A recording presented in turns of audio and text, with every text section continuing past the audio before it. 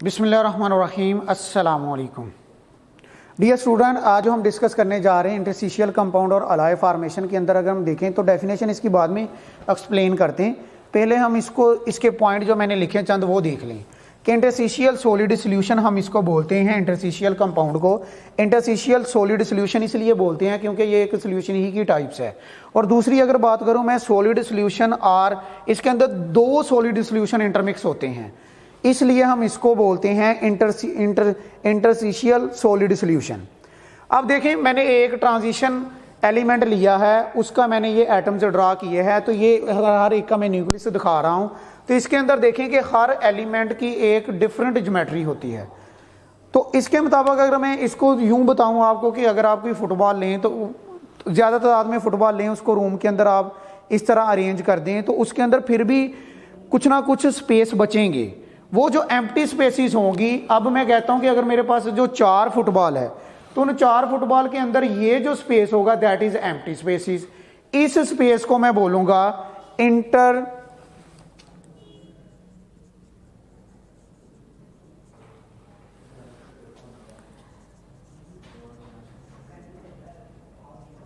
Interstitial side, या इसका मैं दूसरा नाम कहूंगा कि ये मेरे पास है जी इंटरस्टिशियल वॉइड। इसी को मैं कहता हूं एम्प्टी स्पेसिस। अब इन एम्प्टी स्पेसिस को हमने फिल कैसे करना होता है, हम करते क्या हैं,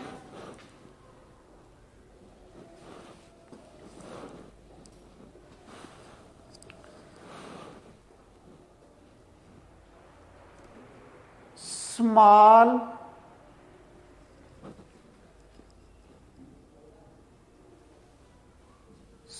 साइज की हम नॉन मेटल लेते हैं। When small size of non metal like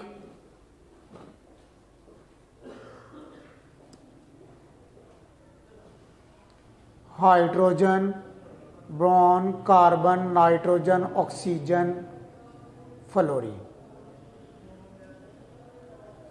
इस स्मॉल साइज की नॉन मेटल को हम करवाते हैं बेटा हीट करवाने के बाद फिर हम इस जो हमारे पास ये मैंने कहा कि ये जो होल है, इस होल के अंदर फिर हम इसको रखते हैं, जिसकी वजह से ये एम्प्टी स्पेसिस कवर हो जाती है। तो फिर ये हमारे पास इंटरस्टिशियल कंपाउंड बन जाता है। अगेन सुने, मैंने कहा कि इंटरस्टिशियल कंपाउंड क्या होते हैं। इंटरस्टिशियल कंपाउंड को हम इंटरस्टिशियल सॉलिड सॉल्यूशन कहते हैं, जो कि दो सॉलिड आपस में इंटरमिक्स होके बनाते हैं। अब इसलिए हम इसको टाइप्स ऑफ सॉल्यूशन भी कहते हैं। तो इंटरस्टिशियल, ये जो मेरे पास होल में कह रहा हूं, जिनको साइड कह रहा हूं, जो कि एम्प्टी स्पेसिस है, इसको मैंने नाम दिया क्योंकि ये मैं इसको नाम दे रहा हूं इंटरस्टिशियल साइड, या इसका दूसरा नाम मैं कह दूं कि इंटरस्टिशियल वाइड, या इसको मैं एम्प्टी स्पेसिस भी कह सकता हूं। अब इन एम्प्टी स्पेसिस को हमने फिल कैसे करना होता है, हम स्मॉल साइज नॉन मेटल लेते हैं, जैसा कि hydrogen, boron, carbon, oxygen, nitrogen, fluorine. इसको हम करवाते हैं हीट। अब हीट करवाने के बाद फिर हम अगेन इसको हीट करवा के इसके अंदर डालते हैं। इन स्पेसिस को वो फिल कर लेती है, जो एम्प्टी स्पेसिस होती है उसको फिल कर लेती। फिर अगेन हम इसको करते हैं ठंडा। अब जब हम इसको ठंडा करते हैं तो फिर हमारे पास इंटरस्टिशियल कंपाउंड तैयार हो जाता है। तो अब मैं इसको डिफाइन करता हूं, तो they are formed when an atom with small NF radius, मतलब कि आपने जो एटम लेना ना उसका काफी रेडियस स्मॉल हो, जैसा कि इधर हमने लिखा हुआ, ऊपर भी बयान कर चुके। साइड्स इन एन, किसमें लेना, इन एन इंटरस्टिशियल होल। ये जो हमारे पास इंटरस्टिशियल साइड जो है, इसके अंदर ये जो हमारे पास मेटल लेटस है, ये एक मेटल लेटस है, मेटल का एक लेटस बना हुआ है। इसके अंदर हम लेते हैं non metals like hydrogen, boron, carbon, nitrogen, oxygen, fluorine. इसको जब हम हीट करवाते हैं, हीट करवाने के बाद इन होल्स के अंदर रखते हैं, तो बाद में हम इसको ठंडा करते हैं, तो हमारे पास इंटरस्टिशियल कंपाउंड तैयार हो जाता है। अब इसकी प्रॉपर्टीज क्या होती है, प्रॉपर्टीज ऑफ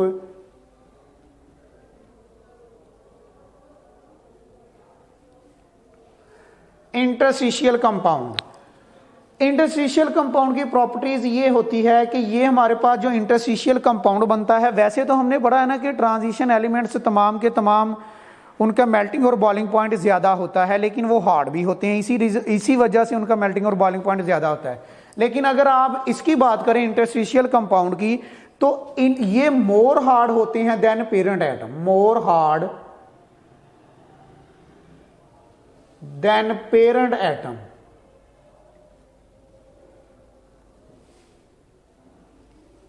एक बात।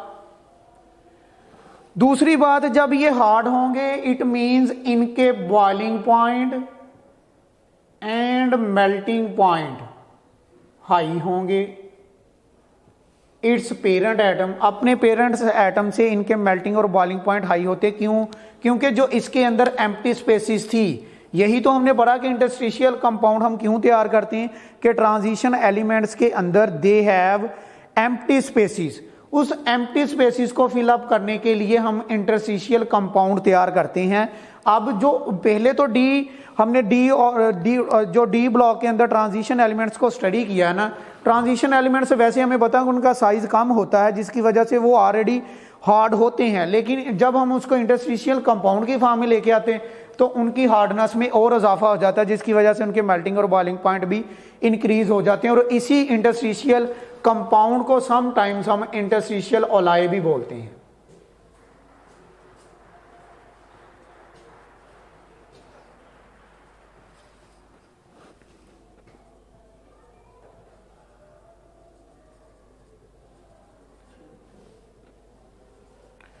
अब देखें ओलाय फॉर्मेशन क्या होता है। जैसे कि ओलाय फॉर्मेशन को हम पहले भी स्टडी कर चुके हैं कि ओलाय फॉर्मेशन ये हमारे पास होता है मिक्सचर ऑफ मेटल्स को बोलते हैं।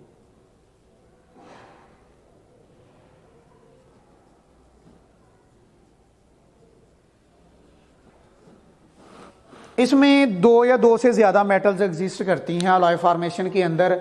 अब मैंने ये वाला मैं कहता हूं कि ये मेरे पास मेटल नंबर 1 है, जिसको मैंने M1 से लिखा। ये जो मैं ले रहा हूं इसको मैं कहता हूं कि ये मेरे पास मेटल नंबर M2 है, जिसको मैंने M2 से रिप्रेजेंट किया। जब इन दोनों मेटल्स को हम आपस में मिलाते हैं तो हमारे पास ओलाय फॉर्मेशन बनता है।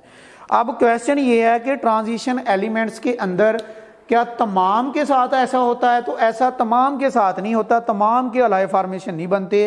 उन एलिमेंट्स के ओलाय फॉर्मेशन बनेंगे अगर दो एलिमेंट्स या दो से ज्यादा एलिमेंट्स का आप ओलाय फॉर्मेशन बनाने जा रहे हैं, तो उन दो या दो से ज्यादा एलिमेंट्स के साइज के अंदर डिफरेंस जो है वो 15 से कम हो, 15% से कम डिफरेंस हो उसका। अगर 15 से ज्यादा डिफरेंस हुआ उसका, अबव हुआ, तो फिर हमारे पास ओलाय फॉर्मेशन नहीं बनेगी, क्योंकि साइज इंक्रीज हो जाएगा, जिसकी वजह से उन ओलाय फॉर्मेशन एग्जिस्ट नहीं करेगा। इसीलिए मैंने इधर ये डेफिनेशन के अंदर भी लिखा कि due to similarities in their size some transition metals atom are able to replace one another in the metallic lattice and form substitutional alloy. अब सब्स्टिट्यूशनल ओलाय इसलिए मैं सब्स्टिट्यूट इसको कह रहा हूं कि वो सब्स्टिट्यूट कर देता है, एक मेटल दूसरे मेटल को सब्स्टिट्यूट कर देता है, इसलिए हम इसको सब्स्टिट्यूशनल ओलाय भी कहते हैं। अब किन किन के हम बना सकते हैं, इधर कुछ के हमने लिखा, जैसा कि ब्रास है, पित्तल जिसको हम बोलते हैं, ये कॉपर और जिंक का मिक्सचर होता है। अब स्टील जो हम बढ़ते हैं ये आयरन और कार्बन का मिक्सचर होता है। गोल्ड जो हम बढ़ते हैं वो हमारे पास गोल्ड Au और कॉपर Cu का मिक्सचर होता है। तो आज अब अगर मैं इसकी प्रॉपर्टीज की स्टडी करूं तो इसकी ओलाय फॉर्मेशन हम इसलिए करते हैं कि इनकी प्रॉपर्टीज यूं एग्जिस्ट करती है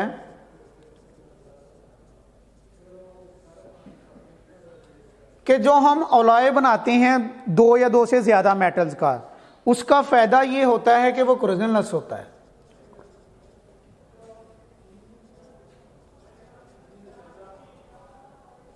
और दूसरा इसके अंदर भी वही चीज है कि इनके भी मेल्टिंग और बॉइलिंग पॉइंट ज्यादा होंगे अपने पेरेंट एटम से। Hard melting and boiling point. Than its parent atom.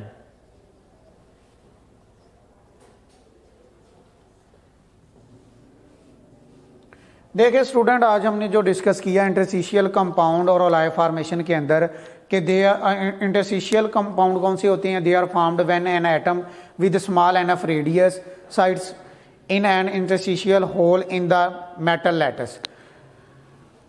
हमने कहा कि इंटरस्टिशियल सॉलिड सॉल्यूशन इसको हम बोलते हैं सॉल्यूशन इसलिए क्योंकि ये टाइप्स ऑफ सॉल्यूशन में एग्जिस्ट करता है। टू सॉलिड्स इंटरमिक्स होते हैं, इंटरस्टिशियल साइड्स और इंटरस्टिशियल वॉइड, इनको हम कह रहे हैं कि ये जो होल है जिसको हम एम्प्टी स्पेसिस कहते हैं। अब ये हमारे पास जो मिक्सचर ओलाई फॉर्मेशन के अंदर हमने पढ़ा कि ये मिक्सचर है दो मेटल्स का, दो या दो से ज़्यादा मेटल्स आपस में मिलती है तो ओलाई फॉर्मेशन बनाती है। इसकी डेफिनेशन के वो एक दूसरे को रिप्लेस कर देती है, जिसको हम बोलते हैं कि सब्स्टिट्यूट कर दिया। ओके, अल्लाह हाफिज़।